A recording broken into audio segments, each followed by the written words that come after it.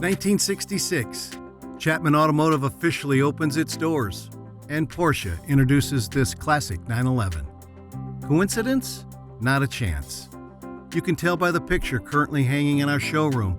We've always known these two icons were destined to be together. Now, after 55 years, they are.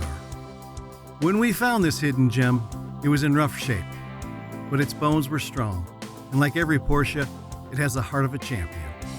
All it needs is a little elbow grease and a whole lot of TLC. That's where we come in. Follow us as we journey back in time to strip away the decades of hard living and restore this masterpiece to its former glory. And it's going to be one heck of a ride.